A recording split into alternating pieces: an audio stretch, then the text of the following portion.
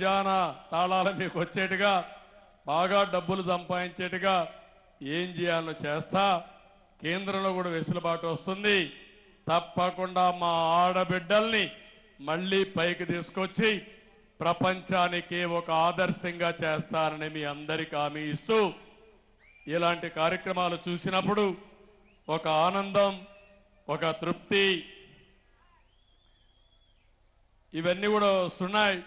ఈరోజు మిమ్మల్ని చూస్తే మీరు ఎవరు వదిలిపెట్టే పరిస్థితిలో లేరు.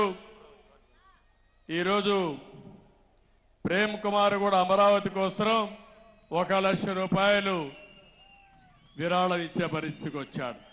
ఓసారి నేను ప్రమోట్ చేయడం లేదు కానీ స్వచ్ఛందంగా చాలా మంది ముందుకు వస్తున్నారు.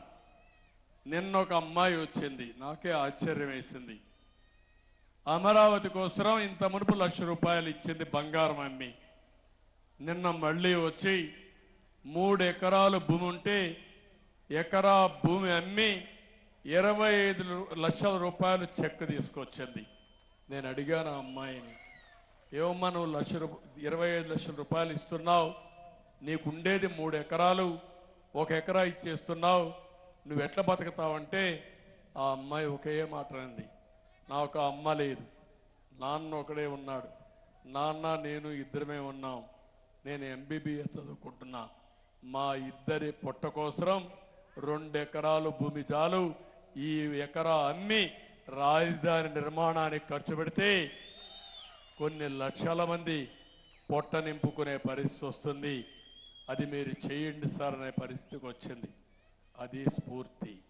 అలాంటి వాళ్ళు చూసినప్పుడు నాకు అనిపిస్తుంది ఇంకా ఈ ప్రపంచంలో మంచి బ్రతికే ఉంది.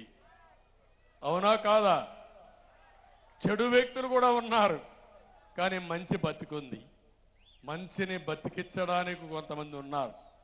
అదే మంచి ప్రయోగం. చాలా సంతోషం. మళ్ళా మాట్లాడదాం ఇప్పుడే. దాన్ని ఇలాంటివన్నీ జరుగుతున్నాయి. అందుకే ఈరోజు మళ్ళీ అందరికీ ఒకటి హామీ ఇస్తున్నా, రేపటి నుంచి 8వ నన్ను ఎమ్మెల్యే గెలిపించారు కాబట్టి 4వసారి ముఖ్యమంత్రిగా అయిపోయారు కాబట్టి నేనే చేస్తాను, మీరు మాత్రం సహకారం చేయమంటే కుదరదు. మీరు బాగుపడాలంటే గుర్రాన్ని నీటి తొట్టి దగ్గర తీసుకుపోతాం కానీ తాగిచ్చలేము. అవునా కాదా? మీరు ముందుకు రావాలి, మీ కుటుంబాలు బాగుపడాలి. మీ కుటుంబాలు బాగుపడితే నాకు పేరు వస్తుంది, నాకు ఒక తృప్తి. మీరు బాగుపడితే అది చూసి నేను ఆనందపడాలని ఏకైక కోరిక. 8 సార్లు ఓట్లేసిన మీ రుణం తీర్చుకున్నానని ఒక తృప్తి. దీనికి మన నియోజకవర్గం